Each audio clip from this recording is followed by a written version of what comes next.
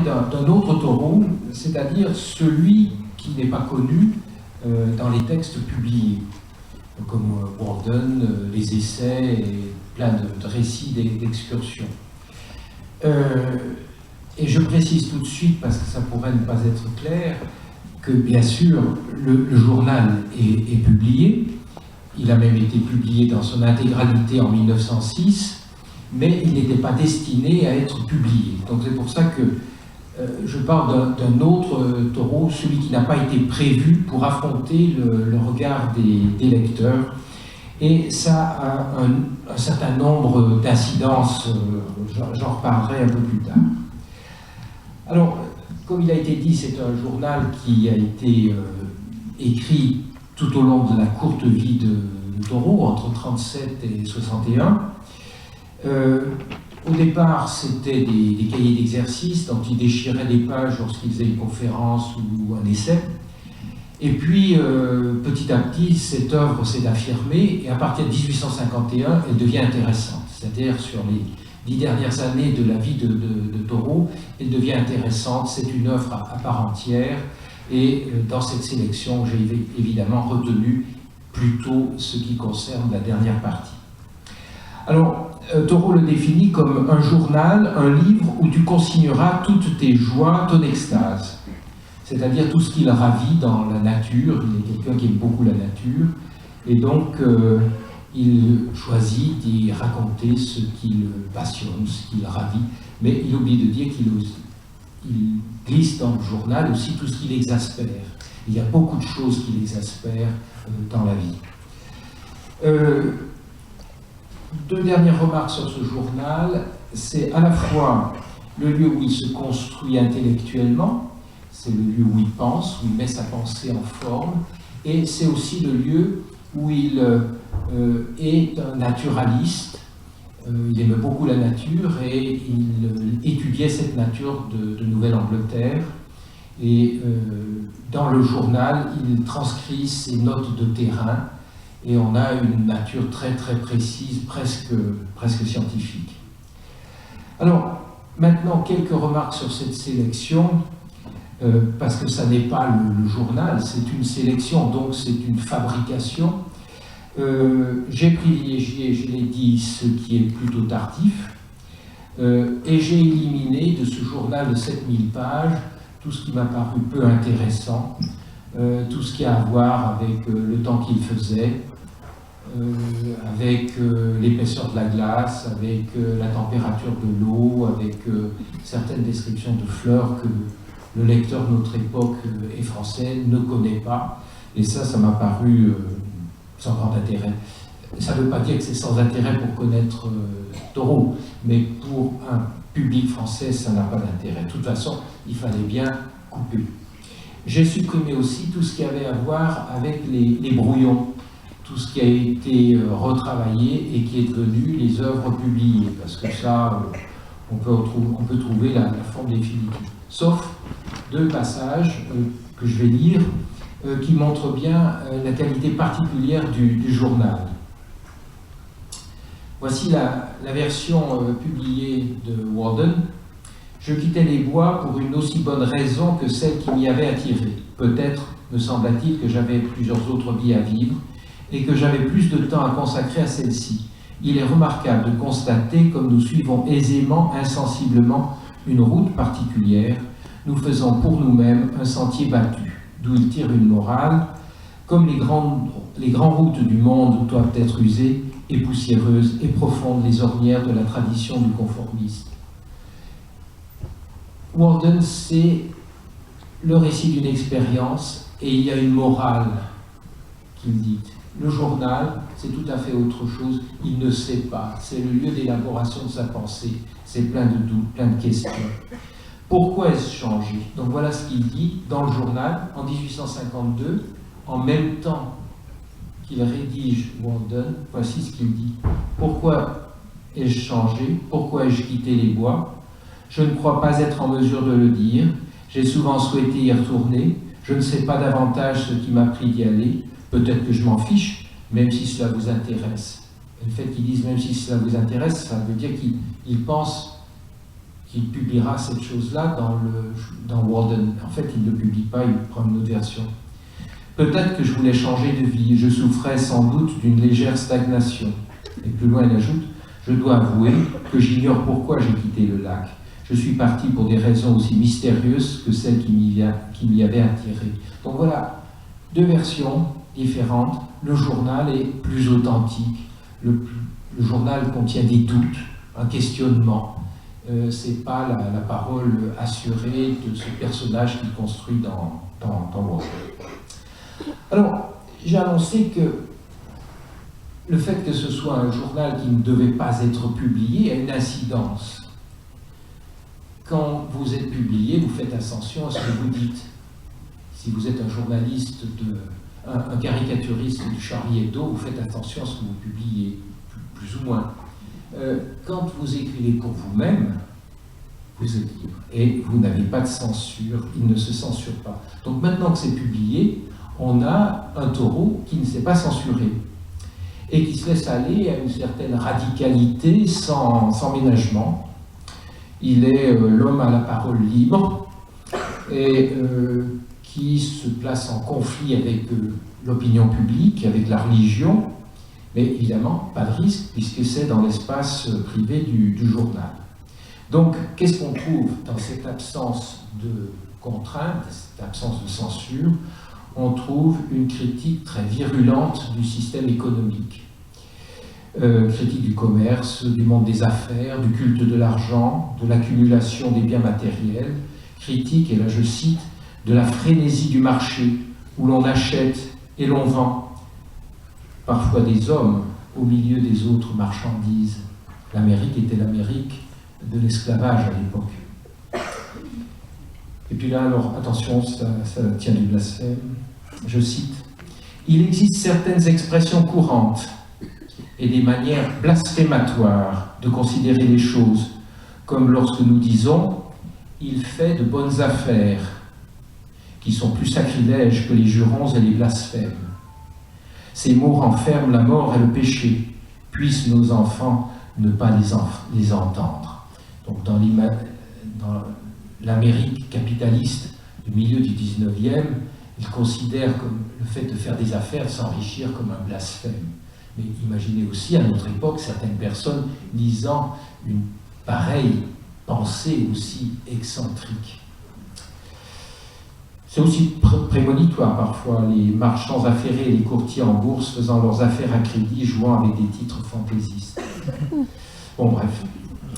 Donc il valorise tout ce qui n'est pas l'argent, tout ce qui n'est pas les biens matériels, il valorise les biens immatériels, en particulier la ligne bleue des montagnes au loin, et il dit le privilège de la contempler, cette ligne, comme un ornement, une suggestion, une provocation, un paradis sur terre. Il imagine même qu'il pourrait poser la question aux inspecteurs des impôts s'ils ne devraient pas taxer une chose aussi précieuse. Mais évidemment, ça n'a pas de sens puisque ça n'est pas de l'argent. Donc, une critique du système économique dans lequel l'Amérique est plongée, et puis, surtout, ce qui est encore plus fort, qui sort de la censure qui s'impose le reste du temps, c'est vu sur la religion. Il faut dire qu'il vivait dans l'Amérique, la Nouvelle-Angleterre, qui était la première région colonisée des États-Unis, la région des Puritains au XVIIe, et qui était restée, malgré quelques changements, une région très bien pensante. Une région où il n'était pas possible de travailler le dimanche. Or, Thoreau, lui, se permettait de travailler le dimanche ou d'aller se promener dans les bois. Et voilà ce qu'il dit à propos des villageois qui étaient scandalisés. Ils sont bridés par une coutume superstitieuse, parce qu'ils ne vont pas se promener, ils restent enfermés par une belle journée. Et donc lui, qui les considère comme des superstitieux, dit ceci: « L'habitant de la Nouvelle-Angleterre est un païen, allaité d'une foi périmée. La superstition a toujours régné. Il est absurde de croire que ces paysans qui mettent leurs vêtements du dimanche pour se rendre à l'église diffèrent essentiellement à cet égard de la paysannerie romaine Ils ont simplement changé les noms et les numéros de leurs dieux, les hommes étant aussi bons alors qu'ils le sont aujourd'hui, et s'aimaient autant ou aussi peu.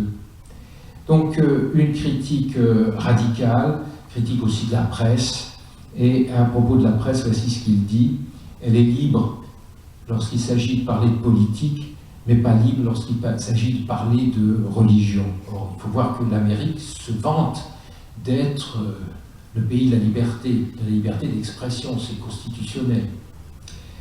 Donc voici ce qu'il dit à propos des journaux: je n'en connais aucun de grande diffusion ou dirigé correctement qui ose dire ce qu'il pense du dimanche ou de la Bible. On leur a graissé la patte pour garder le silence. Donc un comportement très irréligieux, à la limite de ce qu'il peut dire, et qui m'a surpris lorsque j'ai retravaillé ce journal, et où donc, dans le secret de l'écriture, il s'engage dans un anticléricalisme hargneux qui ne se permet pas dans la vie de tous les jours. Donc il se lâche, et il parle d'une institution, l'Église, qui est timide, lâche, hypocrite, qui transmet un christianisme bouché, et il dit des fidèles: ils sont les créatures d'une institution, ils ne pensent pas. Ils adhèrent comme des huîtres à ces choses auxquelles leur père et leur grand-père adhéraient. Donc une rage verbale à propos de la religion, mais qui s'explique par le poids de l'opinion publique qui était religieuse et qui était oppressante dans cette Nouvelle-Angleterre du milieu du XIXe. Il se permet aussi d'exprimer son anticonformisme. Il le faisait aussi dans les œuvres publiées, mais là peut-être de façon un peu plus nette. Par exemple, il y a de longues tirades contre les bonnes manières, contre ses propres faits qui sont des mensonges pour le sens commun, les formules de politesse, et simplement parce que le temps passe, il dit: pour moi, deux formules de politesse ne font pas une société. On a dit aussi que c'était un misanthrope. Il est allé vivre dans une cabane. Vous avez vu le film qui est censé donner quelques extraits de ses impressions de vie à l'écart. Il faut simplement penser qu'il était à proximité du village, à 1,5 km du village, et donc il rentrait assez souvent chez lui. Donc il y a bien de la misanthropie dans le journal, des tirades contre la bêtise humaine, contre le conformisme, contre la grégarité, par exemple, la grégarité des hommes et leur caractère le plus méprisable et décourageant. Voyez comme ils se suivent tels des moutons, sans savoir pourquoi. C'est vrai aussi qu'ils détestaient les notables, les pasteurs, les banquiers, les marchands, les juges, tous ces gens qui définissaient l'opinion publique de sa bourgade. Tous ceux qui entraient de plein pied dans la société de son temps.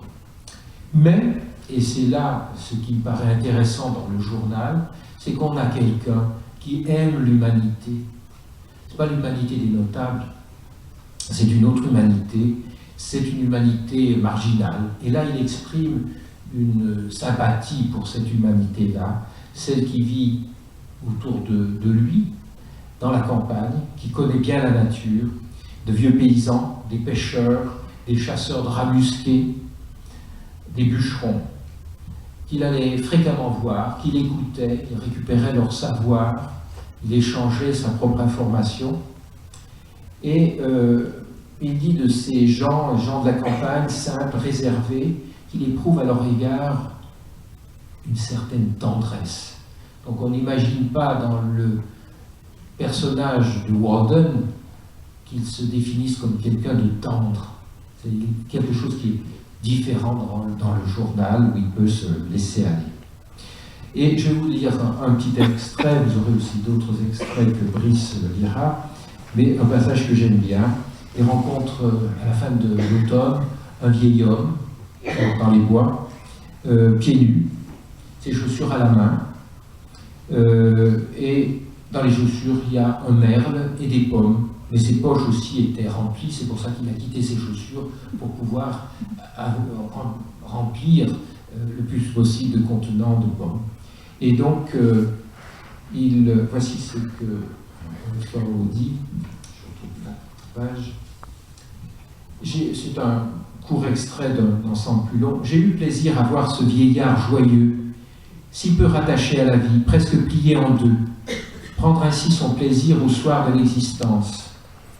Loin de moi l'idée de qualifier d'avarice ou de pénurie ce ravissement enfantin consistant à trouver quelque chose dans les bois ou les champs avant de la rapporter chez soi par cette soirée d'automne, tel un trophée à ajouter au magasin d'hiver. Oui, il était heureux d'être toujours le pensionnaire de la nature et d'y découvrir sa pitance comme un oiseau. Son merle vaut mieux que votre dinde, ses chaussures remplies de pommes surpassent vos tonneaux pleins de ses fruits. Elles auront meilleur goût et raconteront une meilleure histoire. Il a le droit de dire comment il les a trouvées, et nous celui de l'écouter. Il a aussi chez lui une vieille épouse pour les partager et entendre comme il les a ramassées. C'est un écureuil âgé retournant vers son trou avec une noix. La gaieté de ce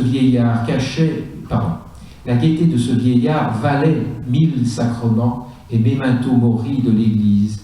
Elle surpassait l'humeur de la prière. Elle me prouve que la vieillesse est acceptable et heureuse comme une petite enfance. J'étais ravi d'avoir eu cette occasion de constater que cet après-midi-là, il n'avait pas été au travail, mais qu'il avait en quelque sorte vécu à ma manière.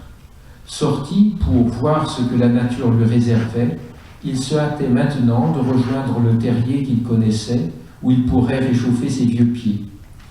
Eût-il été un jeune homme, en me voyant arriver, il aurait sans doute jeté ses pommes et remis ses chaussures, tout honteux. Mais plus on avance en âge, plus on est viril, on a appris à vivre, on s'excuse moins souvent, comme dans la petite enfance. Voilà une de ces nombreuses anecdotes sur les gens qu'il rencontre. Alors, autre aspect qui apparaît beaucoup dans le journal et qui apparaît un peu plus, peut-être que dans Walden, c'est tout simplement parce que Walden a fini d'être écrit en 1954, alors que le journal va jusqu'en 1861, que la réflexion scientifique de Thoreau a progressé. Donc là, il est, en quelque sorte, il apparaît comme un précurseur de l'écologie. Il y a un certain nombre de raisonnements qui font penser à l'écologie. Il a lu, évidemment, un certain nombre de naturalistes. Il a lu Darwin aussi. Et il a surtout beaucoup observé la nature. Et une observation extraordinaire, d'une précision, d'une intensité, d'une répétition journalière qui fait qu'il arrive à découvrir des choses. Entre autres, il découvre qu'il n'y a pas de génération spontanée pour les arbres. Certains croyaient à l'époque qu'il y avait une création spéciale. Pourquoi il y avait un pin alors qu'il n'y avait pas de pin tout autour? Eh oui, les gens disaient c'est la création spéciale. Le créationnisme, c'est divin. Et non, il dit simplement c'est un écureuil qui a transporté une graine, ou bien c'est des samars qui ont volé avec le vent. Donc il note des choses comme ça, il note les interrelations, il note ce qui se passe dans un biotope, par exemple il y a des remarques sur les saules et leur environnement, le bord de la rivière, vous voyez, des choses comme ça.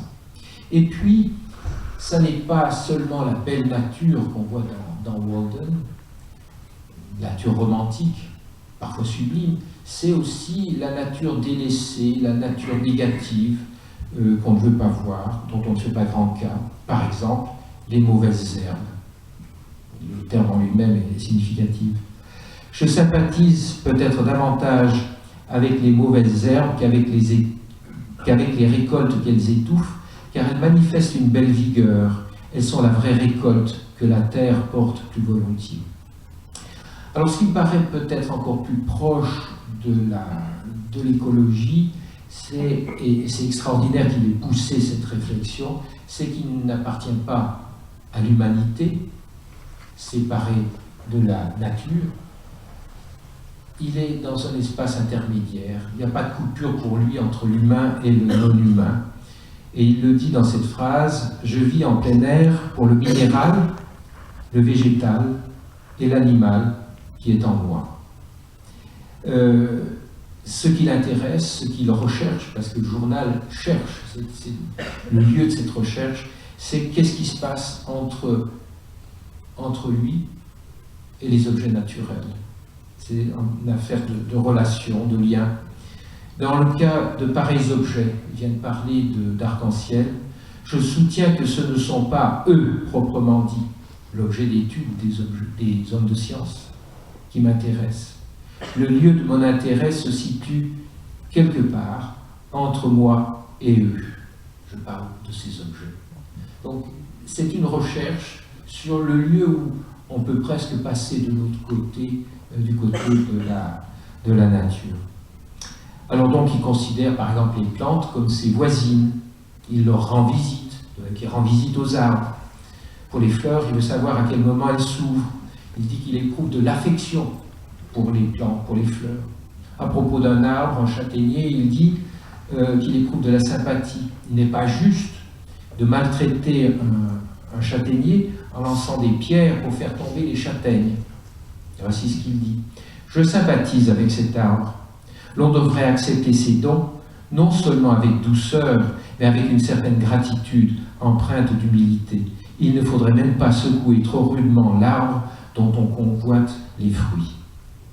Même chose pour les animaux qui sont ses voisins, ou bien ses amis, qu'il ne faut pas toucher, mais qu'il faut essayer de caresser quand on le peut. Donc il y a toutes sortes d'anecdotes sur les serpents, les marmottes, les écureuils, les souris, les chauves-souris, les hiboux, qui l'attrapent. Et là, j'avoue que j'en reviens pas qu'ils soient capables de s'approcher, de toucher, d'attraper. Et là, je vais vous lire une petite anecdote sur une marmotte. C'est un court extrait parce que ça fait trop 4 pages. Un jour, il arrive à coincer une marmotte, elle ne peut pas s'échapper. Donc il s'accroupit pour l'observer, il est assez proche. Au bout d'un moment, il lui touche le museau avec un bâton et il dit, et maintenant je cite, « J'ai joué tendrement avec elle en me servant du bâton pour tenter d'ouvrir ses mâchoires grinçantes. Nous avons continué à nous regarder une bonne demi-heure, jusqu'à commencer à ressentir des influences mesmériques. Quand je me suis senti fatigué, je me suis écarté d'elle en souhaitant la voir détaler, mais impossible de la faire partir. Elle refusait de bouger tant que je la regardais. Je me suis assis à un pied d'elle, c'est-à-dire 30 cm. Je lui ai parlé quasi dans le dialecte de la forêt, en langage bébé, en tout cas sur un ton conciliant, et j'ai pensé que j'avais de l'influence sur elle. Ses grincements de dents ont diminué. Avec un petit bâton, j'ai soulevé l'une de ses pattes pour l'examiner, et je l'ai maintenue en l'air à ma guise. J'ai retourné l'animal pour voir de quelle couleur il était en dessous, plus sombre ou d'un brun plus pur. Mais il s'est remis d'aplomb plutôt que je ne l'aurais souhaité.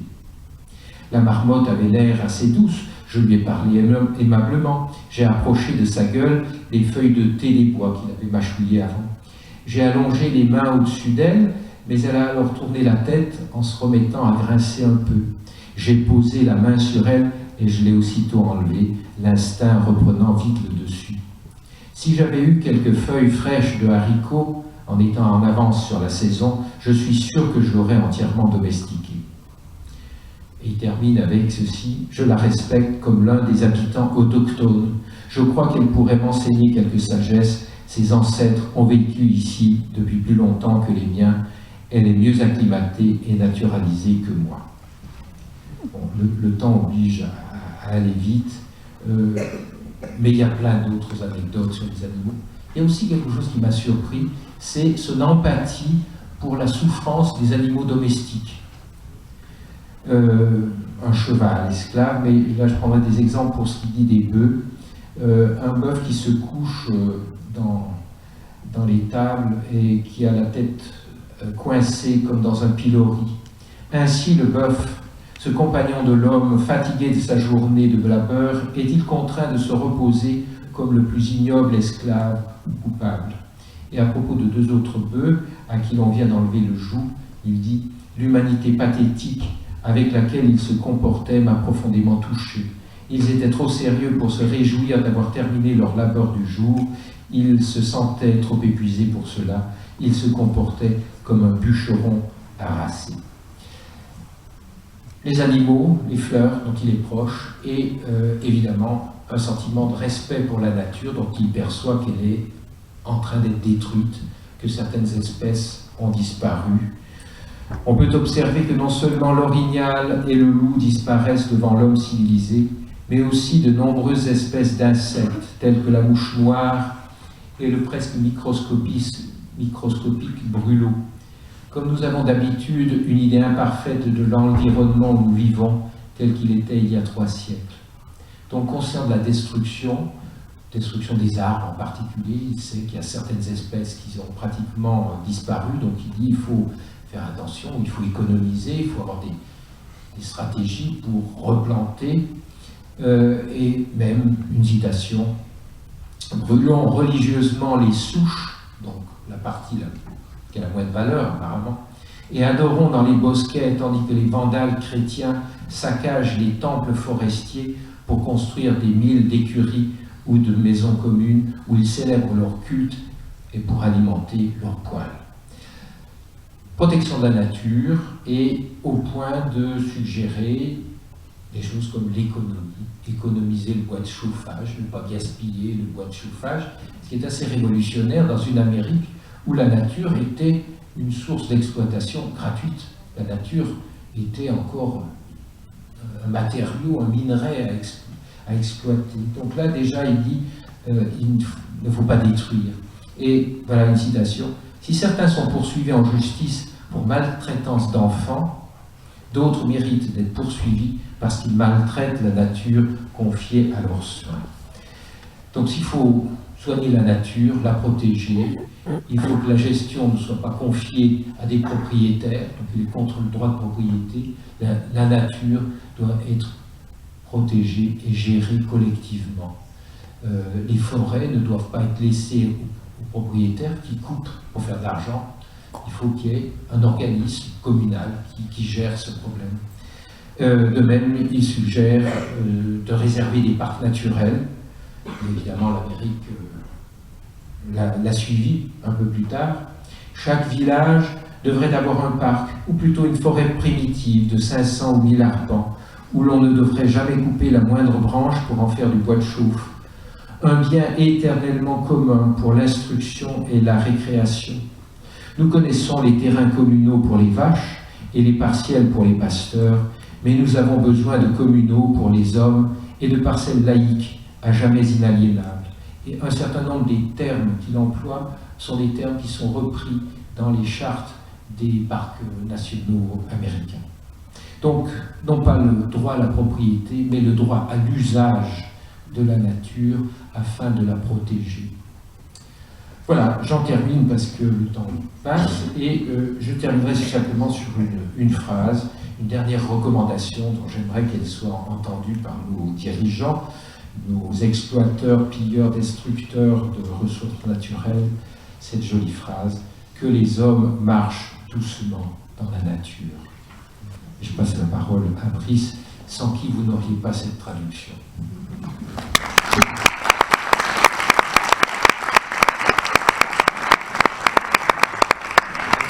Merci Michel. Je commencerai par parler de choses beaucoup plus contemporaines, même si Thoreau, comme Michel le montre brillamment, a une résonance extrêmement forte avec les événements, des circonstances actuelles qui caractérisent non seulement le monde occidental, mais la planète tout entière. J'aimerais parler assez rapidement de 3 artistes, j'en ai choisi 3, mais je pense qu'il y en a beaucoup plus, de 3 artistes américains pour qui la lecture de Thoreau a été absolument fondamentale et qui en parlent abondamment. Alors il y a un compositeur, un cinéaste et un écrivain. Bon, c'est vous dire l'influence dans des domaines très différents que peut avoir à la fois Walden et le journal de Thoreau, ainsi que les autres textes qu'il a publiés de son vivant, ou qui ont été publiés de manière posthume, comme le journal. Alors le premier, c'est John Cage. Je sais qu'il a beaucoup compté pour le réalisateur du film que vous allez voir, parce qu'on a bavardé un peu avant. John Cage est un musicien qu'on qualifie d'expérimental, qui a beaucoup travaillé aux États-Unis dans les années 1950, 1960, 1970, et qui est l'auteur d'une pièce célèbre qui s'intitule 4 minutes 33. C'est une pièce que je peux vous décrire très rapidement parce que c'est une pièce de 4 minutes 33 de silence. Puisque les gens sont réunis comme vous l'êtes devant une scène, sur cette scène il y a un piano à queue, devant le piano à queue sur le tabouret il y a un interprète, David Tudor, qui est toujours l'interprète, qui a souvent été l'interprète des pièces de John Cage, et il va, si ma mémoire est bonne, il ouvre le piano, mais il ne fait rien de plus. Ce que voulait John Cage, c'est que, à travers cette appréhension du silence, ce ne soit pas simplement le silence comme dans cette salle, plus ou moins troublée par des bruits de pieds, des éternuements, des raclements de gorge, etc., que l'on entende. John Cage voulait que cette pièce, donc 4 minutes 33, qui est une pièce absolument célèbre, soit jouée dans des auditoriums avec des fenêtres. Il n'aurait pas pu le faire ici. Et il voulait que les fenêtres soient ouvertes.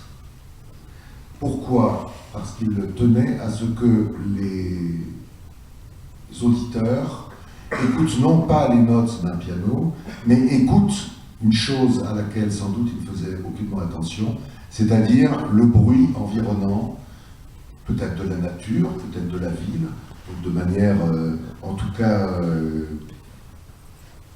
des sons qu'ils avaient l'habitude d'entendre de manière peut-être subliminale ou de ne pas entendre, et que tout d'un coup, cette pièce vouée au silence soit une pièce d'initiation à l'écoute d'un environnement tellement banal qu'il en devenait inaudible pour la plupart des auditeurs.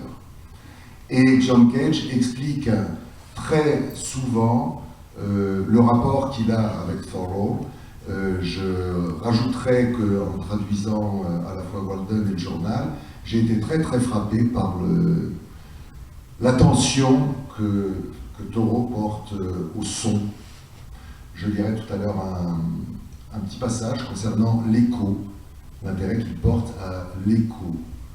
Il y a d'autres passages, je crois que c'est dans Walden, où il décrit le bruit des cloches de Concord, du village de Concord, qui était donc tout proche de Walden, et il dit que ce son est sculpté par le paysage.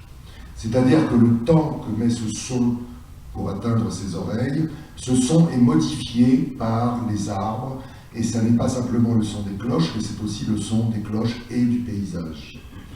Et quand John Cage demande à ce que les fenêtres soient ouvertes, il veut que les membres de l'auditoire, venus peut-être un peu naïvement en croyant écouter une composition, un concert classique ou moderne, ou voire expérimental, il voulait que les membres de l'auditoire écoutent tout à coup quelque chose qu'ils avaient l'habitude d'entendre en permanence, mais sans jamais l'écouter.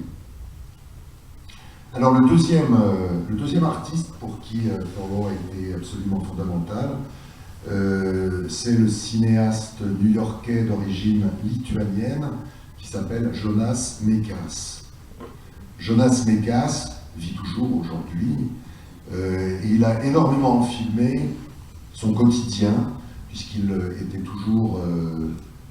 il avait toujours avec lui une caméra Bolex 16 mm et il enregistrait absolument pas tout ce qui lui arrivait, mais tout ce qui lui semblait digne d'être remémoré, digne d'être enregistré. Et il a filmé une œuvre qu'il intitule Walden, et dont le premier quart d'heure, si ma mémoire est bonne, le premier quart d'heure se déroule, alors dans les années 1960 ou 70, dans la boutique, parce qu'aujourd'hui c'est une espèce de culte du souvenir de Thoreau qui donne lieu à la vente d'objets que je vous laisse imaginer, allant des t-shirts aux porte-clés, en passant par les bustes ou tout ce que vous pouvez imaginer donc.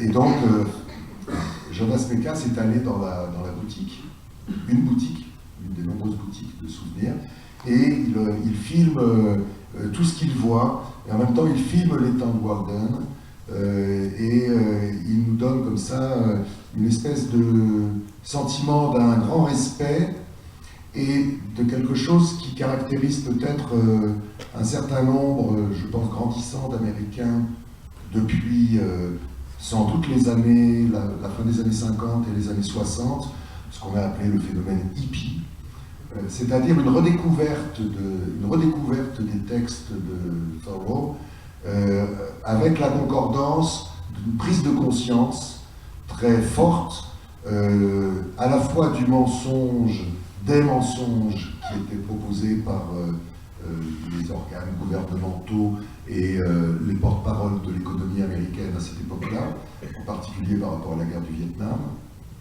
Et il y a donc eu une espèce de revival, de renaissance, de relecture de Thoreau, dont Jonas Mekas est le témoin à travers donc ce film qu'il appelle Walden, et qui est un hommage de la part d'un Lituanien arrivé sans argent à New York dans les années 40 et qui a consacré sa vie au cinéma, qui a vécu souvent en tirant le diable par la queue, et qui a toujours eu le sentiment, durant toute son existence, et aujourd'hui encore, malgré sa célébrité, en ayant la conviction absolue, comme Thoreau, que la vie de l'esprit et la liberté de penser étaient sans doute 1000 fois plus importantes que non seulement la richesse matérielle, mais le conformisme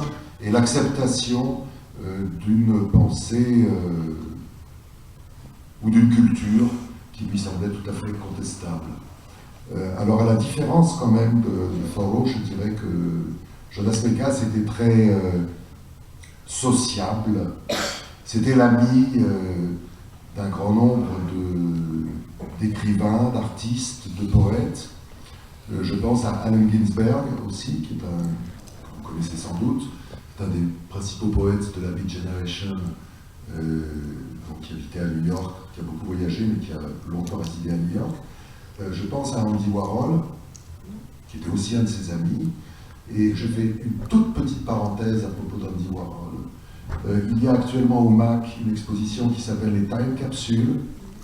Et je me demande, c'est vraiment en écoutant Michel que l'idée m'est venue, le statut du journal en tant qu'œuvre non publiée du vivant de Thoreau, en tant qu'œuvre où il a la liberté d'exprimer toutes les recherches de pensée qu'il peut avoir avec une grande liberté. Est-ce qu'il n'y a pas un lien entre ces innombrables volumes qui sont restés dans une caisse et qu'on a retrouvés chez Thoreau après sa mort? Est-ce qu'il n'y a pas un lien avec cette manière qu'avait Andy Warhol? Alors évidemment, Warhol n'est pas un écrivain, même s'il a publié un certain nombre de livres.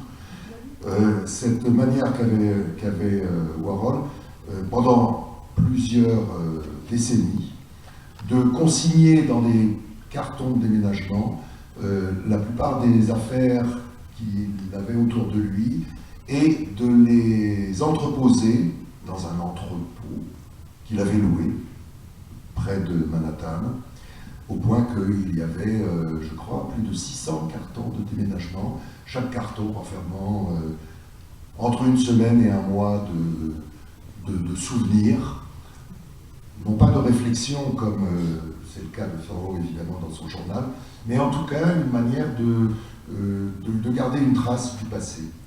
Et je me demande si dans ce statut un peu ambigu du journal, qui n'a jamais été une décision de publication de la part de Thoreau, et le statut à la fois aussi ambigu des time capsules d'Andy Warhol, s'il n'y a pas un lien là à faire entre le statut de ces deux œuvres, malgré toutes leurs différences.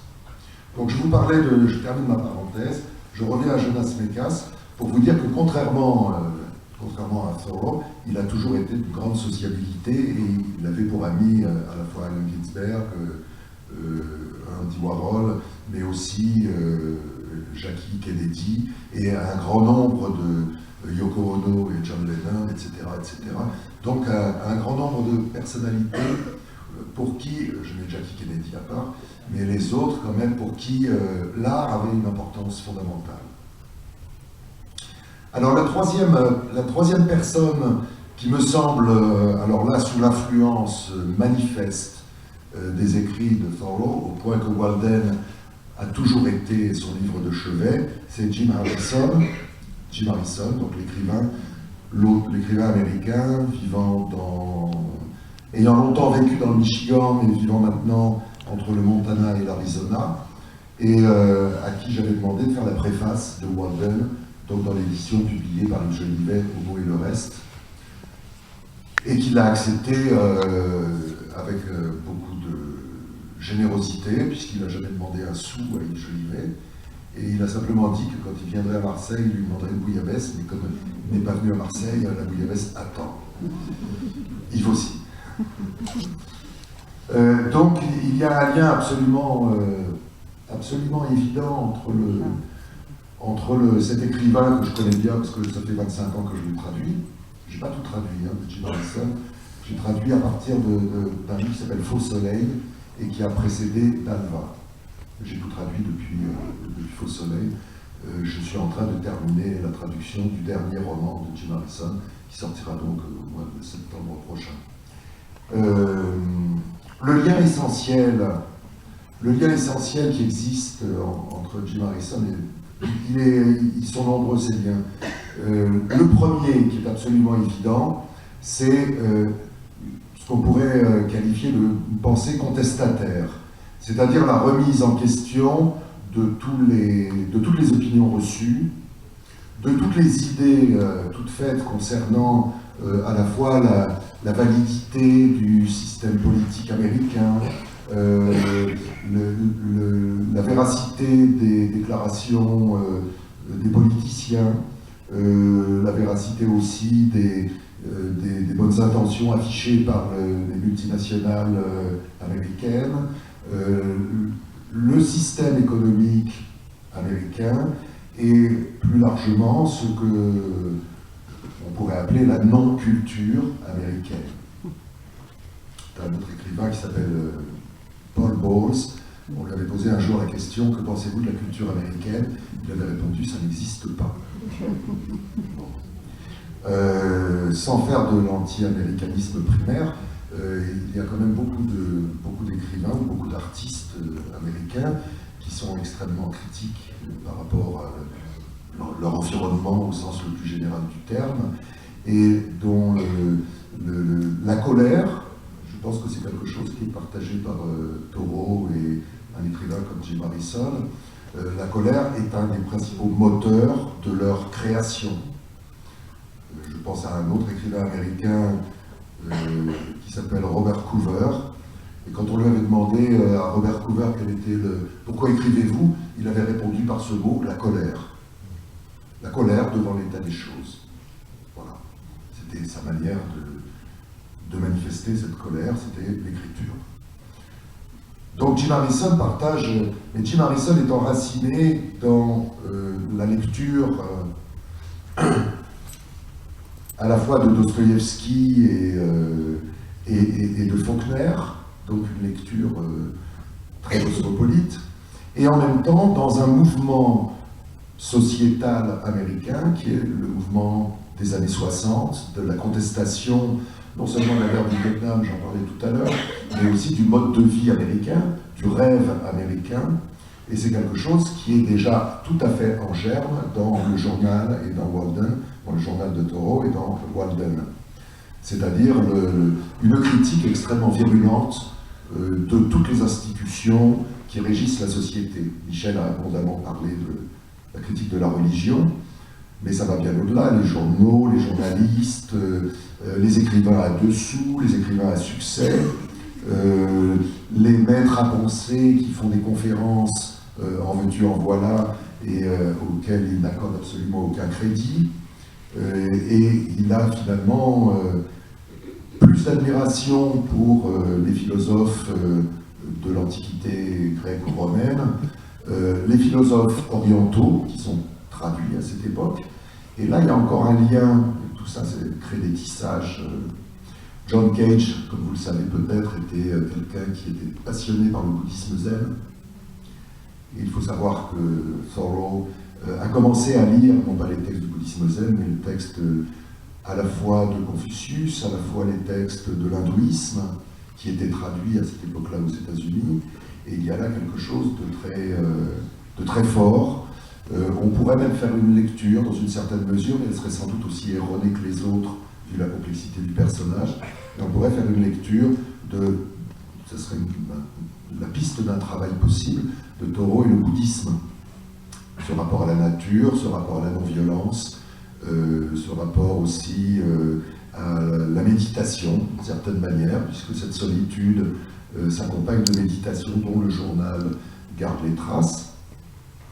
Et ce rapport à la méditation est aussi quelque chose qui est proche de Jim Harrison, puisque Jim Harrison a toujours été une espèce de moine zen défroqué, une espèce de faux praticien de la méditation bouddhiste entre deux verres de whisky. Donc ça modère un petit peu son ardeur mystique. Ce qui n'est évidemment pas le cas de Thoreau, puisqu'il y a, on en parlait tout à l'heure aussi, peut-être une sorte d'intégrisme latent, en tout cas, puisque je le rappelle, Thoreau ne buvait pas de vin, pas de bière, pas de whisky, mais pas de café, pas de thé, de l'eau. Et il est resté végétarien, à quelques exceptions près, une célèbre marmotte qu'il aurait coursé à travers bois, qu'il aurait réussi à plaquer, à trucider, à faire cuire. Alors l'amour de la marmotte dont parlait Michel, ce dialogue absolument mystique doit être tempéré par cet autre épisode. Vous voyez que les choses sont compliquées, il y a à la fois dans le journal une chose et son contraire, et dans son attitude par rapport à la nature, il y a à la fois une attitude, et je pense que Michel a bien insisté sur le côté d'approche scientifique, de connaissances à la fois empiriques mais extrêmement documentées. Il parle des nombreux manuels de botanique qu'il a eus depuis sa jeunesse, et en même temps la défense d'une approche entièrement contraire, ce qui est tout à fait surprenant. Donc il y a comme ça des faisceaux de contradictions, l'épisode de la marmotte que je viens de citer, mais aussi son approche de la nature. Alors c'est vrai qu'il est extrêmement savant, ce qui pour le traducteur que je suis pose des problèmes terribles. Michel et moi, on s'est arraché les cheveux sur les chouettes hulottes, les grands-ducs, tout ça a été absolument formidable. Heureusement, il y avait Internet, mais aussi malheureusement, parce que c'est pas toujours fiable. Donc il faut pas mal se méfier. Et je ne vous parle pas du problème des espèces animales n'existant pas en France et des espèces botaniques n'existant pas en France. Je vous citerai juste l'exemple de bluegrass, qui est une herbe, alors en anglais ça a l'air tout bête, c'est l'herbe bleue. Mais en français, je ne sais même plus ce que c'est. J'ai oublié. Bon. Et alors, j'aimerais lire un petit passage concernant ce rapport à la nature, où il met en scène une confrontation entre une approche poétique et une approche scientifique. Il est poète, Thoreau, il est poète. Il est aussi, à sa manière, chercheur. Comme Michel rappelait sa méfiance par rapport à la théorie de la génération spontanée et son darwinisme convaincu, il y a donc chez lui, dans une espèce de légère schizophrénie, une approche extrêmement scientifique, mais à d'autres pages du journal, il tape sur la science à bras raccourcis. Et je vous en donne un exemple.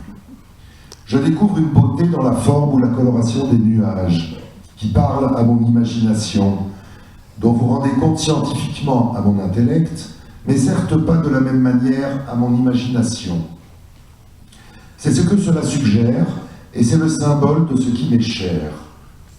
Mais si, par une astuce de la science, vous lui volez son potentiel symbolique, alors vous ne me rendez vraiment pas service et vous n'expliquez rien. Moi, debout à une distance de 20 000, je vois un nuage cramoisi à l'horizon. Vous me dites qu'il s'agit d'une masse de vapeur qui absorbe tous les autres rayons et reflète le rouge. Mais c'est complètement à côté de la question, car cette vision rouge m'excite, elle m'agite le sang, elle irrigue mes pensées, des fantaisies nouvelles et indescriptibles s'emparent de moi, et vous n'avez pas effleuré le secret de cette influence.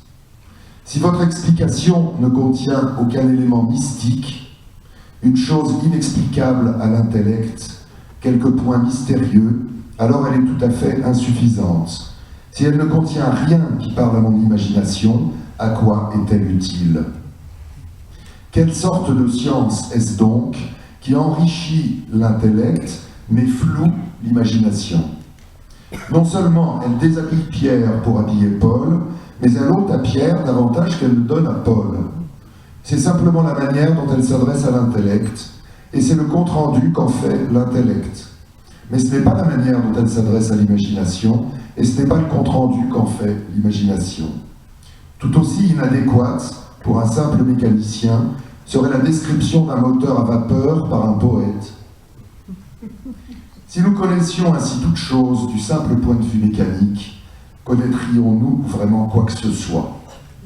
Donc il y a là une mise en question virulente de l'approche scientifique et un privilège accordé à l'imagination qu'on pourrait retrouver dans la peinture d'un romantique allemand, d'un peintre romantique allemand qui s'appelle Caspar Friedrich. Donc ce privilège accordé à l'imagination, au détriment même de la vérité documentaire.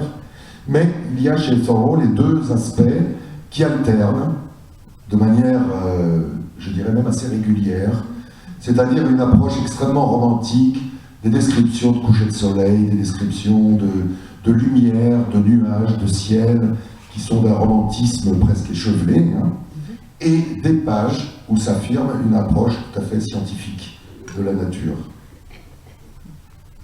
Alors il faudrait développer tout ça, mais je voudrais lire ce passage que j'avais évoqué tout à l'heure sur l'écho à propos de John Cage, donc, et de cette fameuse pièce 4 minutes 33, où John Cage donc essayait de faire entendre à son public, non pas sa musique, mais la musique de l'univers. Alors nous sommes le 11 février 1853. L'autre jour, en faisant mon travail de géomètre sur la ferme Hunt, derrière la maison de Simon Brown, j'ai entendu un écho remarquable. Obligé par mes mesures de sans cesse crier des ordres à mon assistant, de tous les côtés et de presque chaque partie d'une ferme, et à diverses heures du jour, je suis à peu près certain de découvrir un écho s'il y en a un. Et l'autre jour, il fut encourageant et apaisant d'en entendre un. Après tant de journées consacrées à un morne labeur, relativement insignifiant, avec des compagnons stupides, ce loisir, cette badinerie, cette générosité de la nature sympathisa avec ce qu'il y avait de meilleur en moi. Quelqu'un avec qui je pouvais parler, légèrement mieux au moins que de se parler à soi-même. Ah, la propriété de Simon Brown accueille un employé et une employée, un soupçonné. La voix d'un individu que je désire vivement entendre, avec qui je pourrais constituer une communauté. Une communauté réduite à lui-même et à un écho. C'est pas forcément très optimiste. J'ai vraiment souhaité m'attarder là, lancer toute la journée mes appels à travers les airs et entendre mes paroles répétées, mais une nécessité triviale m'a entraîné autour des limites de cette ferme pour entendre seulement les réponses monotones criées par mon aide. Je suis surpris que nous ne nous intéressions pas davantage aux échos. Ce sont presque les seules voix amies que j'entends. C'est pas très gai. Je m'étonne que le voyageur ne remarque pas plus souvent un écho remarquable, lui qui observe tant de choses. Alors un petit passage ici sur ces Américains qui vont en Europe pour s'éduquer. Parce que c'était la mode d'aller s'éduquer en Europe. Les États-Unis se considéraient toujours, il y avait un espèce de complexe d'infériorité là, comme un pays de rustres, et la vraie culture était en Europe. Voilà ce qu'en pense Thoreau. Beaucoup vont en Europe achever leur éducation, et à leur retour, leurs amis remarquent qu'ils ont surtout appris à prononcer correctement l'anglais. Il s'agit là d'un durcissement prématuré de la coquille et d'un évidement. Ils deviennent de précieux ustensiles, semblables à la gourde, mais ne renferment aucune matière savoureuse ni nutritive. Au lieu d'acquérir une chair nutritive et savoureuse, tout est absorbé dans la matière d'une coquille prématurément durcie. Ils partent courges et reviennent gourdes. Leur huile essentielle a été entièrement exprimée, pressurée, et il n'en reste plus. Ils sont prononcés pour vous. C'est-à-dire que c'est des marionnettes on entend quelqu'un d'autre parler à travers eux. Ils sont prononcés pour vous. Ils sont bons à se poster devant ou à la place d'un nom ou d'un homme, tels des poignées. Des poignées. Même pas toujours des gourdes creuses, mais lancent sans la chope. Ils articulent avec le recul dur et précis d'un fusil, mais la ressemblance se limite au son, car ils n'ont aucune balle à tirer. Vous voyez la méchanceté assez fréquente de Thoreau par rapport au mode de son époque. Il y a aussi tout un leitmotiv dans le journal contre les voyages. Contre les voyages. Je trouve qu'à l'époque des croisières de luxe, c'est quand même quelque chose de précieux d'avoir toutes ces pages contre les voyages, en disant qu'il a beaucoup. Il y a une phrase, Yves, je crois que c'est la phrase qui t'avait marqué bien longtemps chez Thoreau. J'ai beaucoup voyagé à Concorde. Concorde, c'était le village où il est né, où il est mort, et Warden était à 1,5 km, comme vous le rappeliez tout à l'heure. Alors, je voudrais juste finir, parce qu'il y aura des questions peut-être. Alors voilà, il y a un passage assez drôle, qui montre bien encore le rapport qu'il peut avoir avec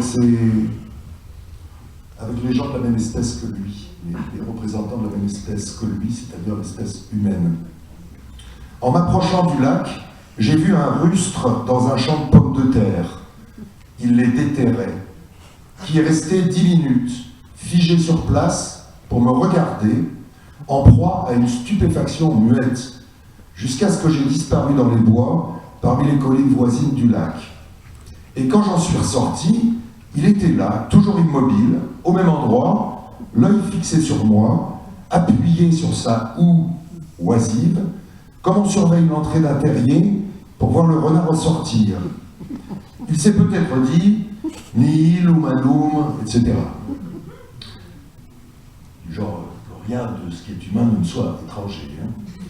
À moins qu'il n'ait été saisi d'une pensée, valant 1 ou 2 boisseaux de pommes de terre, quoi qu'en dise son employeur. Comparant sa condition à la mienne, et bien qu'il demeurât aussi immobile, la civilisation fit quelques progrès. Mais je dois m'éloigner au plus vite si je ne veux pas lui faire perdre sa journée. J'étais aussi indifférent à son regard qu'à un arbre en train de marcher, car j'ai l'habitude de ce genre de choses. Peut-être rapportera-t-il son aventure quand ce soir il rentrera chez lui, et ce qu'il a vu, même si cette fois il n'a pas eu besoin d'allumer une bougie. Je suis en bon chemin pour devenir à ses yeux un citoyen précieux, comme il l'est au mien. Il cultive pour moi des pommes de terre dans le champ. Je cultive la curiosité en lui. Il remue la terre, je le remue. Quel pouvoir est le mien! Je fais pourrir les pommes de terre dans le sol. J'influe certainement sur de lointains marchés. Mais il ne me gâchera pas ma journée. Je vais malgré tout rentrer ma moisson. Sa moisson, c'est tout ce qu'il a pu voir pendant sa promenade. Quand viendront les soirées d'hiver, il en fera ses choux gras. Alors il racontera son rêve. Allez donc lui parler de machines à récolter. Je ne suis nullement entré dans ce champ. Je ne me suis pas mêlé des pommes de terre. Il a constitué l'unique moisson que j'ai réunie d'un coup d'œil. Peut-être a-t-il pensé, je récolte les pommes de terre, il me récolte. Bon, je vais m'arrêter là parce que peut-être, je pense qu'il y a des questions et il y a un temps pour ça. Voilà.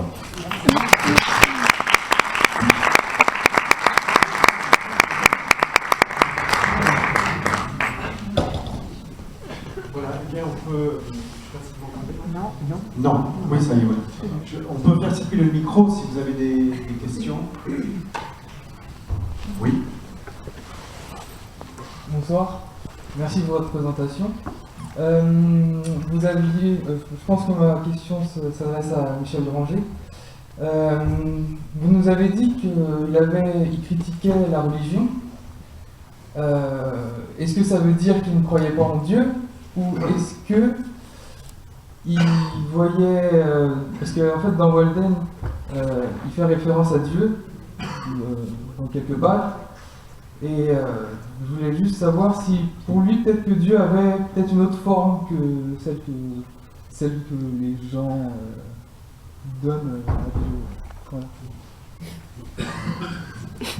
Alors là, je ne suis pas bien compétent pour répondre. D'abord, qu'est-ce que c'est que la religion de quelqu'un? Qu'est-ce que c'est que la nature de sa croyance en Dieu? J'avoue que je ne suis pas compétent. Mais je pourrais vous répondre de toute façon. Pour lui, ce qui est le principe divin, c'est la nature ou la vie. Donc voilà. Pour moi, c'est indifférent. Et il y a des passages où on voit que c'est indifférent chez nous. Maintenant, est-ce qu'il se fait une représentation? J'en sais rien, j'ai jamais rien vu, et de toute façon, il ne l'a pas écrit. Je ne l'ai pas repéré. Voilà, donc pour moi, la nature, c'est sa divinité, c'est ce qui dépasse l'homme, et il va dans la nature, justement, il le dit, pour voir quelque chose qui dépasse l'humain.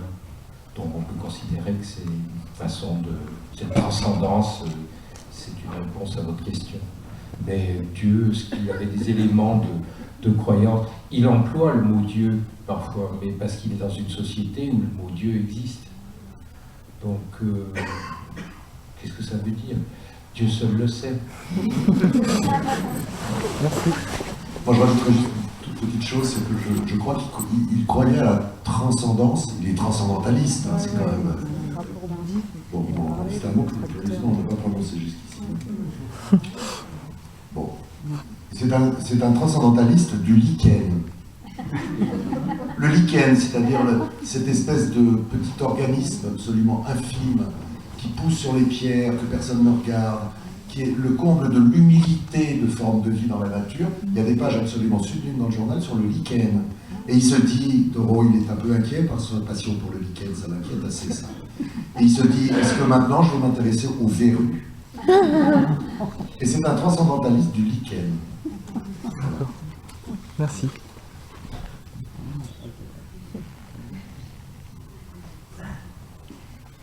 Est-ce qu'on a une question? Oui, bonsoir. Oh, oui, bonsoir. Oui, vous parlez de hippie, moi ça me fait aussi penser aux zadistes actuels, le fait de construire sa cabane.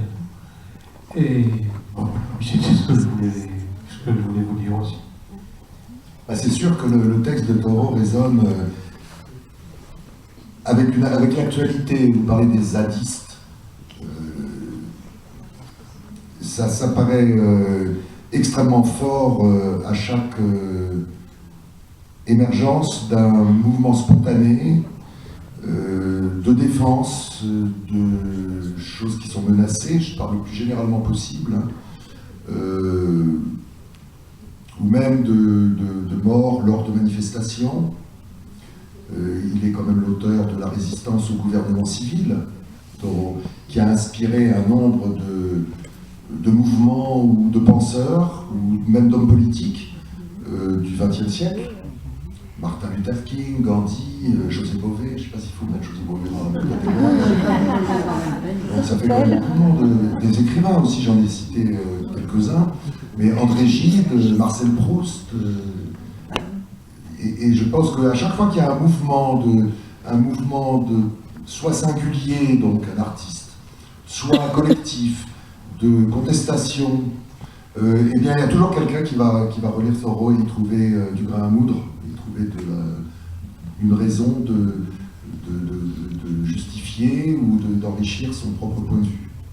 Donc les zadistes, bien sûr, oui. Le mouvement décroissant également. Oui, absolument. Oui. Je crois que le film montrait bien l'économie, qui est le premier chapitre de Walden, cette espèce de compte qui tient très précisément de ses dépenses et de ses bénéfices, en montrant qu'avec très peu d'argent, en tout cas à l'époque où il était à Walden, on pouvait tout à fait survivre. Et dimension qu'on n'a peut-être pas évoquée, dans un luxe de vie absolument magnifique. Il y a une critique qui est à la fois qui vient du puritanisme, mais qui est en même temps extrêmement vécue, qui n'est pas simplement un rabâchage du puritanisme, une critique du luxe qui est extrêmement forte et qui a presque un leitmotiv chez Thoreau. Plus je suis pauvre, plus je suis riche.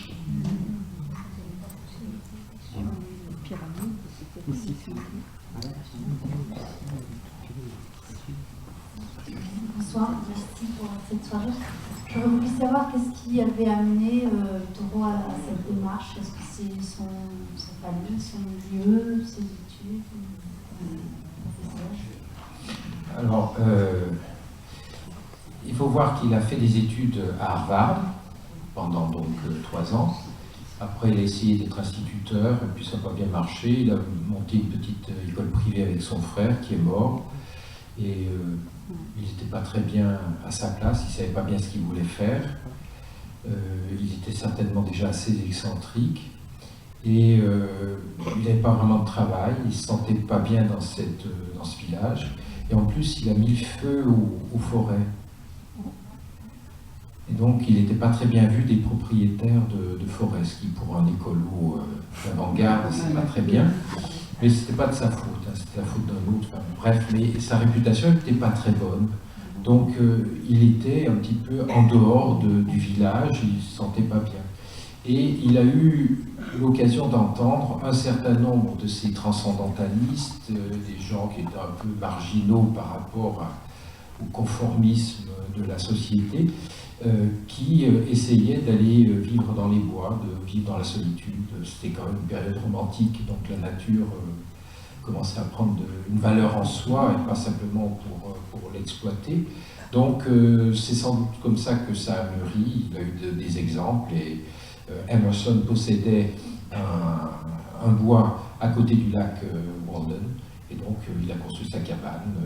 Donc c'est un peu d'imitation, mais c'est aussi une façon de se mettre en marge et certainement c'est aussi une façon de se rendre visible alors qu'il était un peu invisible et maltraité dans la vie. C'est une façon de se mettre à l'écart et de dire, voyez ce que vous me faites, je suis obligé d'aller loin de vous, mais mon loin de vous veut dire que je deviens supérieur parce que vous ne savez pas vivre et moi je sais vivre. La simplicité volontaire, et ainsi de suite. Donc c'est certainement très, très compliqué dans ses déterminations. Et de toute façon, le texte ne dit pas vraiment pourquoi. Dans le journal, même lorsqu'il prépare les versions de Walden, il ne sait pas, il ne donne pas une explication qui donnerait l'impression d'être la version définitive. Lorsqu'il est au plus près de ce qu'il est, il y a des questions. Une question pour Brice, comment est-ce qu'on fait pour se mettre au plus près du vrai Thoreau, finalement, puisque la précédente traduction de Walden datait de 1922, c'est ça? Il y en a une de 67, qui vient d'être rééditée, et même un journaliste a dit qu'elle était excellente, mais j'ai une liste de contresens. Comment on fait donc pour revisiter un texte pareil, sans le dénaturer, en sachant l'influence qu'il a pu avoir? Comment on fait pour être au plus près de Thoreau? Ben moi, il y a une chose qui m'a beaucoup avantagé, c'est que la traduction de Gallimard, elle est nulle. Ça m'a beaucoup avantagé, ça c'était beaucoup plus facile pour moi. Si elle avait été excellente... Alors elle date de 1922, je crois, oui. Fabulet, de Louis Fabulet, qui fabulait beaucoup d'ailleurs. C'est vrai qu'il fabulait beaucoup. Mais à mon avis, il ne parlait pas bien anglais, il y a des phrases entières qu'il ne comprenait pas, donc en français, ça fait un charabia absolument illisible. Donc c'était facile de faire mieux. Là, c'était sûr que je ne prenais pas trop de risques. Bon, mais après, Michel m'a aussi donné pas mal de lumière, donc pour la traduction. Et de manière plus générale, il y avait 3 traductions disponibles, hein. Il y en a toujours, maintenant il y en a 4. Bon. Il y a celle de Fabulet chez Gallimard de 1922, et là, quelqu'un qui utilise une espèce de langage du Moyen-Âge pour essayer de rendre de l'américain du milieu du 19e, c'est un peu curieux, quoi. Il y a des termes qui sont du vocabulaire français moyenâgeux, alors il croyait que ça faisait bien, peut-être. Je ne sais pas, je ne l'ai pas rencontré, M. Fabulet. Et après, il y a eu 2 traductions qui ont été faites dans les années 60 et les années 80, donc qui étaient introuvables. Enfin, j'ai réussi à les trouver, et qui ne me convenaient pas du tout. Et donc je me suis dit, ben voilà, c'est formidable, on va se lancer là-dedans. Ça m'est arrivé de retraduire, mais je pense de toute façon qu'il faut retraduire les livres peut-être tous les 50 ans. Peut-être tous les 50 ans, pour des raisons compliquées. L'accueil n'est pas le même, la langue a bougé.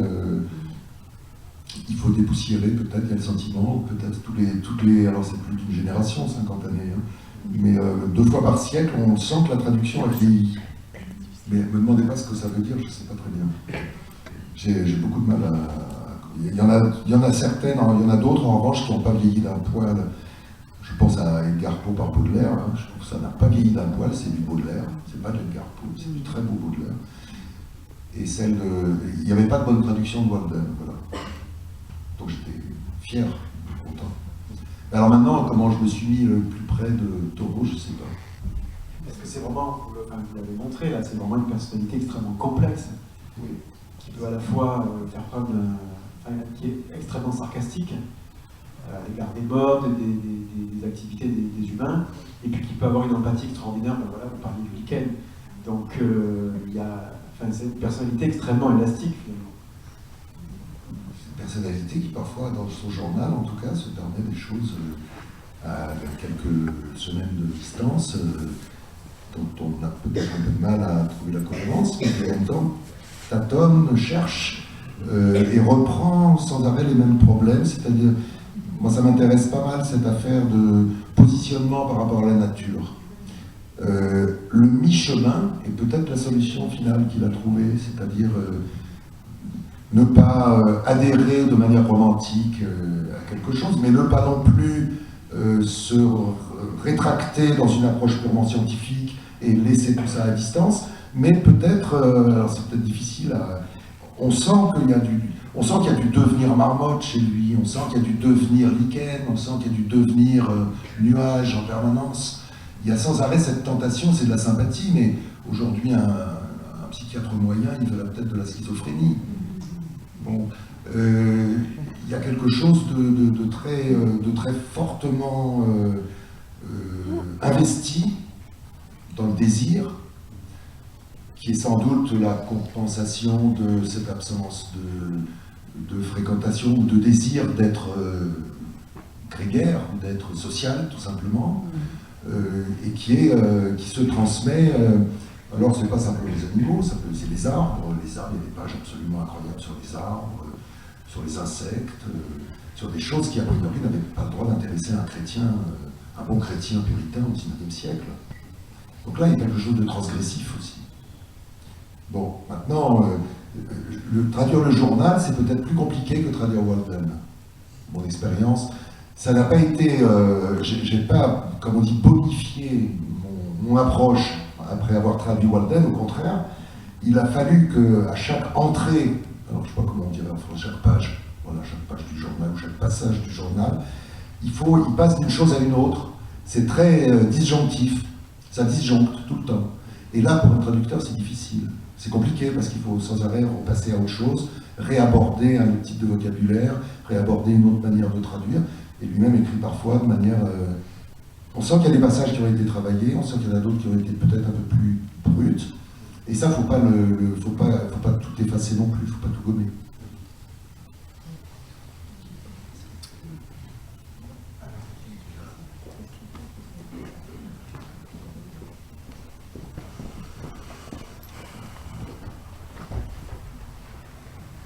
petit répondu, mais je voulais savoir si, après son passage dans les bois, il a continué à avoir le même style de vie toute sa vie. Est-ce qu'il a, de quoi a-t-il vécu des livres qu'il a écrits? Non, il n'a pas vécu des livres parce qu'il n'a pas eu de succès du tout, donc il n'a rien gagné. Mais il est retourné vivre chez ses parents, donc il avait un toit, et puis il faisait divers bricolages pour aider les uns et les autres, et puis surtout il était arpenteur, donc géomètre. Donc il faisait des petits travaux, puis il vivait de rien. Donc il a continué à passer son temps, à aller se promener dans les bois, prendre des notes, à mesurer, à noter, à aller voir à quel moment les lys, à quelle heure les lys fleurissaient, des choses comme ça. Voilà, bon, c'est tout, rien n'a changé, sauf qu'il était chez lui au village. Moi j'avais une question pour Michel. Qu'est devenu sa cabane à Walden après qu'il l'a quitté? Alors, on a retrouvé en 1947, on a retrouvé les fondations, mais elles s'étaient effondrées. Je crois même qu'une partie du bois avait été vendue de son vivant. Voilà, mais elle est toujours là, à côté du lac. On voit, il y a des pierres qui marquent le lieu où c'est, quoi. C'est un lieu de pèlerinage, hein, et quand j'emploie le mot pèlerinage est employé. Concorde est une ville de pèlerinage. Pèlerinage à la culture américaine, c'est quand même un lieu de culture. Il y a quand même eu une demi-douzaine d'écrivains, le philosophe Emerson, qui ont vécu là. Donc c'est un lieu de pèlerinage à la culture. Passer par là, c'est passer par un endroit où on voit qu'il y a quand même une littérature, une philosophie américaine. Et puis c'est aussi un lieu d'une bataille célèbre de la guerre d'indépendance. Donc c'est aussi un lieu historique. Et tout Américain qui veut approfondir ses racines américaines doit passer par là au moins une fois dans sa vie, avec vénération. Bonsoir. Je vais faire une remarque et vous poser une question. En lisant Walden, j'ai été frappé par un procédé qui revient assez souvent. Il utilise à la fois un même mot en un sens très concret et ensuite de manière imagée. On le retrouve dans le film quand il parle du feu dans sa maison et du feu dans son cœur. Je trouvais que ça résumait assez bien son approche à la fois très terre à terre et le fait qu'il cherche une élévation en même temps. Voilà, c'était la remarque. Et sinon, comme question, est-ce que vous pouvez nous en dire un peu plus sur le rapport entre Emerson et Thoreau, si c'était son maître à penser, si c'est... Enfin, je ne sais rien là-dessus, mais dans une note de Walden, c'est évoqué ce rapport, comme quoi il se serait séparé de Emerson. Oui, les premières années, quand il est arrivé après ses études, Emerson, qui était plus âgé que lui, qui avait une réputation, a créé une sorte de cercle d'intellectuels dans son village. Donc, le jeune Thoreau, à une vingtaine d'années, a été nécessairement attiré, et en plus, Emerson l'a invité à vivre chez lui. Donc, il cultivait le jardin, reclouait des planches, et ainsi de suite. Donc, pendant un certain nombre d'années, Thoreau a vécu avec Emerson. Il a donc été très influencé. Et oui, il y a un lien direct. Et c'est pourquoi, d'ailleurs, j'ai tendance à préférer le journal qui vient plus tard, parce que là, il est plus original. Alors qu'au début, il y a des lourdeurs qui viennent du transcendantalisme, qui personnellement m'intéressent assez peu et qui me paraissent moins originales que le personnage complexe qu'on a évoqué ce soir. Il est mort jeune? Oui, il était tuberculeux. Donc il est mort à 44-45 ans. Il est mort jeune. Ce qui a un avantage, c'est qu'il n'a eu le temps d'écrire que 7000 pages. En fait, une vie non accomplie quand même, avec le temps, une vie non accomplie. Dans le temps, il est mort jeune, c'était un génie un peu original.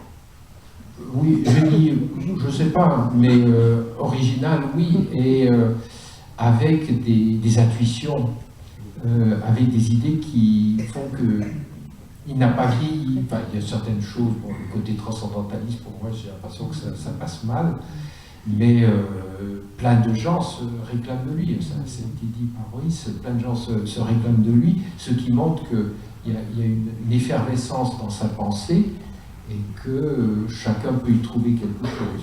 Alors, le problème aussi, c'est que certains l'ont utilisé, l'ont récupéré pour leur propre sauce, et là, c'est pas très bon.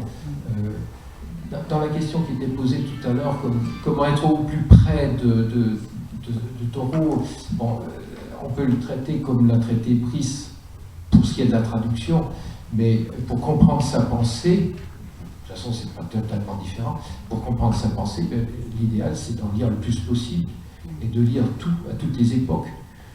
Je viens de lire une biographie de Thoreau qui est très mauvaise et qui s'appuie sur les 3 tomes du volume qui sont publiés par une autre maison d'édition, mais qui vont que jusqu'en 1846.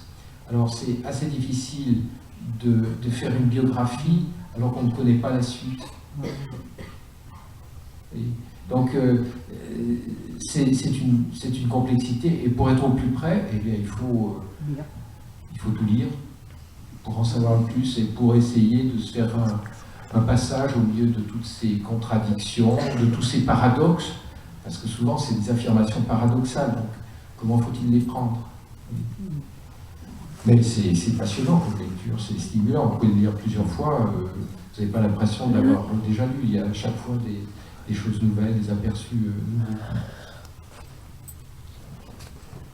Excusez-moi, je vais peut-être poser une question un peu naïve. Là. Je voulais savoir, dans ce rapport à la nature, est-ce que l'écrivain n'a pas cherché à avoir un contact avec les Indiens qui vivaient aux États-Unis ou je sais pas. Oui. Parce que ça me semble important quand même. C'était une population qui avait un rapport très fort avec la nature. Et il me semble que certains, alors peut-être un peu simpliste, mais les premiers colons qui sont arrivés et qui ont après été au contact des Indiens, enfin, les trappeurs et autres ont vu cet aspect-là. Donc je veux savoir s'il y avait cette dimension-là ou pas dans l'œuvre de Thoreau, si on pouvait la voir. Mais pas dans son œuvre. Ou assez peu dans son œuvre, tout simplement parce que les Indiens étaient morts et qu'il n'avait pas l'occasion de les voir. Il est resté uniquement sur la côte est. Donc il a beaucoup lu, et il y a une masse de cahiers où il a pris des notes sur les textes que les jésuites, les explorateurs jésuites disaient, ce qu'ils arrivaient à savoir avec les Indiens. Donc il était effectivement intéressé, il collectionnait les flèches qu'il trouvait, il avait un don pour trouver des flèches d'Indiens, et il a cherché en certaines occasions à en rencontrer, et entre autres quand il est allé dans les forêts du Maine, à l'extrême nord-est du pays. Il a fréquenté un ou deux Indiens, dont un qui a été son guide et avec qui il a échangé tout ce qu'il pouvait comme savoir. Et même dans les forêts du Maine, il y a tout un glossaire de termes indiens. Donc ça l'intéressait, mais comme il est mort jeune, il n'a rien fait de ses cahiers sur les Indiens. Et d'une certaine façon, il aurait bien voulu être un Indien. Il est émerveillé par la capacité de l'Indien à se repérer, à noter des choses. Et d'une certaine façon, Thoreau est un Indien dans son goût de la nature, sa capacité d'observation. Il y a des passages extraordinaires sur ce qu'il est capable de repérer. Et c'est pas qu'il se vante, puisque c'est quelque chose qu'il écrit pour lui-même. Donc c'est pas grossi pour faire de l'espouf. Bonsoir. D'abord, sur la complexité de Thoreau, on le présente souvent comme désobéissant, non violent, et il ne faut pas oublier que vers la fin de sa vie, il a quand même pris la défense de Brown, qui était un noir américain affranchi qui a mené des actions contre les esclavagistes et qui a été condamné à mort. Donc il a été très virulent dans la défense de Brown. Ça, c'était pour démontrer la complexité du personnage. Le deuxième point, c'est une remarque que je me fais en vous écoutant, c'est que Thoreau était un personnage qui faisait l'éloge de la lenteur et de l'auto-limitation dans une société qui était assez lente et qui pour se développer, a eu besoin d'un laps de temps assez important. Et je fais le rapport avec notre époque actuelle où on est dans une société qui est menée par nos créations industrielles et technologiques qui nous font aller de plus en plus vite, qui rapprochent les distances à des vitesses considérables. Et je me dis, est-ce qu'on peut avoir la même démarche que Toro? On parlait des zadistes, mais je pense qu'on est vraiment on n'est pas dans la même démarche. Au niveau des zadistes, on est dans une démarche défensive, tandis que Toro, il était, je pense, dans une démarche offensive, parce que dans cette société-là, on pouvait être encore, à l'époque, on pouvait prévoir un avenir différent à ce qui allait se passer. Voilà, c'est ma question que je voulais vous poser. Je vais bien répondre. Moi, je crois que dans ce que vous avez dit, dans démarche, il y a marche. Et Toro est un adepte, un forcené de la marche. Marcher 4 heures par jour, c'était pour lui un minimum, tous les jours. Donc ce rapport à la vitesse, quelque chose de très fort chez lui. Et il y a aussi un rapport au voisinage, à la proximité. C'est-à-dire ne pas chercher à aller en Angleterre ou en Europe pour partir courge et revenir courde, mais essayer de connaître la proximité. C'est quelqu'un qui était... Et peut-être que le plus proche, de ce point de vue-là, c'est soi-même. Donc il y a cette idée de se connaître soi-même, mais à travers la nature, à travers une approche de ce qui est juste autour. Et quand je parlais du lichen tout à l'heure, le lichen il est tout près, mais on ne le voit pas. Mais il est tout près. Et cette idée de vitesse, elle est déjà présente, puisque au bout du lac Walden où il habitait, il y avait le train qui passait. Et curieusement, Toro n'est pas tout à fait... on pourrait s'attendre à ce qu'il diabolise le train, à ce qu'il le trouve absolument insupportable. Non, ça l'intéresse. Mais en même temps, il a là encore un point de vue très partagé. Et il se moque des gens qui vont à Boston, pas très loin en train, pour voir quoi? Pour aller au théâtre, pour s'étourdir. Et donc la vitesse, pour lui, est quand même synonyme de choses dangereuses. Mais il ne vit pas dans une société ultra rapide non plus. Il y a juste le train qui est là, mais qui est un objet de réflexion important, déjà dans Walden, et ça revient dans le journal d'ailleurs, il y a des passages sur le train. Et en même temps, il comprend bien que le train est un outil, aujourd'hui on dirait capitaliste. C'est-à-dire que ça lui permet de voir les troncs des arbres qui ont été exploités et qui vont à Boston pour construire des bateaux. Il se dit là, c'est encore l'argent et le commerce qui l'emportent et qui détruisent la nature. Ou alors il voit les troupeaux de moutons, les troupeaux de bœufs, je ne sais plus très bien si c'est des moutons. Et il voit les bergers qui sont aussi là. Et donc il y a une vision à la fois bucolique, mais bucolico-ferroviaire. C'est un peu bizarre. Et lui, c'est un marcheur, il a quand même écrit ce fameux essai sur la marche, qui est quelque chose de vraiment fondamental. Et on peut se demander d'ailleurs si les artistes marcheurs d'aujourd'hui, depuis les années 60, ne sont pas des gens aussi qui ont lu Thoreau et qui sont au courant de son essai sur la marche. Il y a beaucoup d'artistes depuis les années 60 qui marchent et qui font de la marche leur travail artistique. Bon. Je pense qu'il y a un rapport là de vitesse, qui est le contraire de la vitesse à laquelle on voyage aujourd'hui ou à laquelle les informations voyagent. Il a une grande critique, par exemple, par rapport au câble transatlantique. Il y a un passage absolument merveilleux de méchanceté comique sur le câble transatlantique et sur la communication, société de communication qui s'annonce, et où il dit, bon je le cite approximativement, où il dit c'est absolument merveilleux cette réalisation technique du câble transatlantique, comme ça nous pourrons apprendre quelle était la couleur de la robe de la reine d'Angleterre hier. Voilà. voyez la rapidité. Déjà, il y a chez lui une critique de la rapidité. À quoi sert cette rapidité si c'est pour des contenus qui sont absolument lamentables? Donc aujourd'hui, lorsqu'on lit ces choses-là, on y voit des prémonitions absolument extraordinaires d'une critique qu'on peut faire des médias aujourd'hui, depuis Marshall McLuhan, depuis les années 60. Il a la prémonition que c'est plutôt le médium qui est le message plutôt que son contenu. On peut, ce qui est absolument incroyable chez lui, je trouve, c'est qu'on peut le relire en y voyant des choses qui résonnent avec une incroyable acuité avec ce qui se passe aujourd'hui. On parlait des zadistes, on parle de la vitesse, moi je vous parle des médias. On est absolument surpris et ça fait des textes d'une actualité saisissante.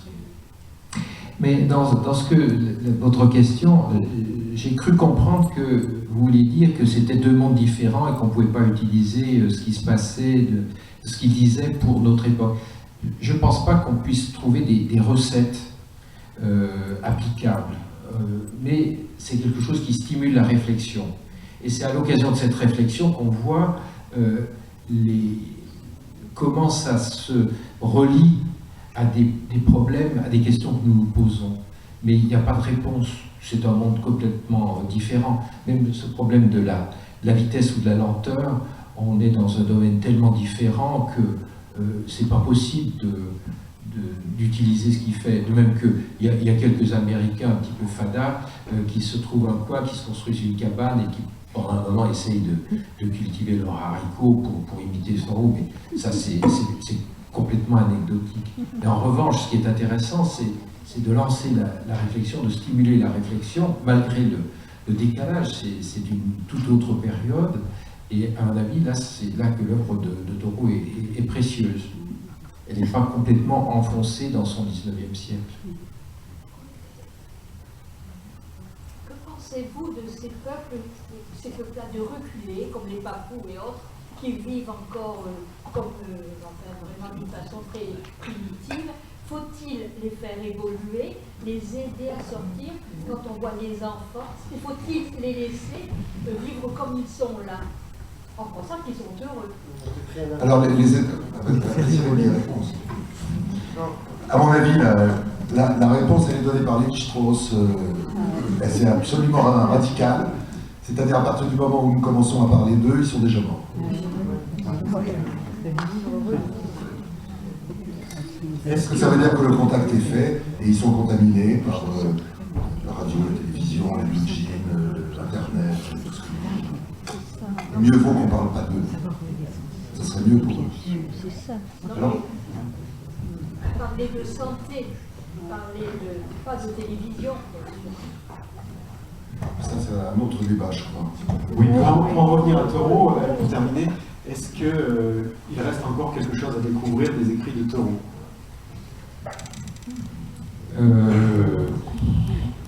Il écrit tellement mal, c'est tellement illisible que je ne suis pas sûr qu'il ne reste pas quelque part dans une bibliothèque, une liasse de manuscrits qu'on n'a jamais lus, c'est possible.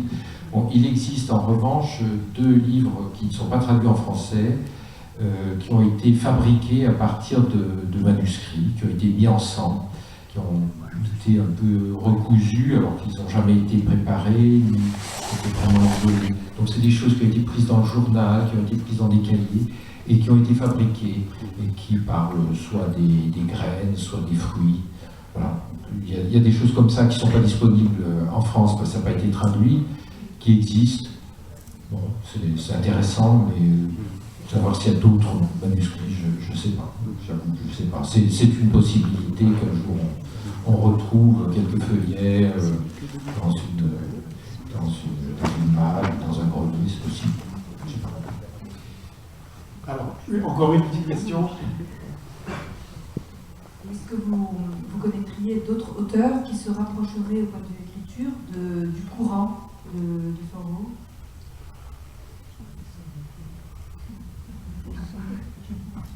J'ai un livre à vous conseiller. Alors un livre, il a eu le prix Pulitzer. Il a eu le prix Pulitzer aux États-Unis 76. 76. L'auteur, c'est Annie Dillard. Annie Dillard. Et le livre s'appelle Pèlerinage à Tinker Creek. Pèlerinage à Tinker Creek. Et c'est un livre qui est extrêmement proche de l'attitude de Thoreau par rapport à l'observation, par rapport à la nature. Oui, oui. Traduit, il a été traduit. Il est disponible à la Oui, retour. Bravo. Oui. Quand il n'est pas emprunté, vous Bravo. trouvez en poche un collection de 18. C'est vraiment c'est quelqu'un qui a.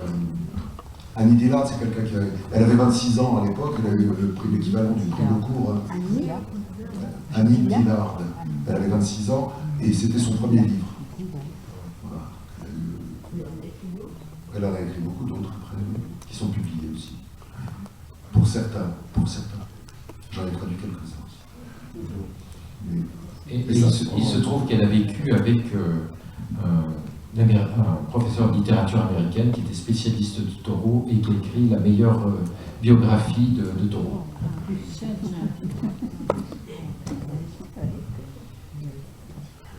Bien, nous allons nous arrêter là pour ce soir. On procède à la vente. Oui. Alors, évidemment, tout ce dont on a parlé ce soir, vous le retrouvez à la bibliothèque, mais vous imaginez bien que lorsque nous organisons ce genre de manifestation, eh bien, tout le monde se rue sur les livres. On ne peut pas acheter en autant d'exemplaires que vous êtes ce soir. Donc, il faut penser à les réserver, ou encore plus simple, vous pouvez repartir avec dès ce soir, grâce à la présence de notre partenaire libraire, l'odeur du temps. En tout cas, merci infiniment Michel Granger, Brice Mathuessan, Yves Jolivet, et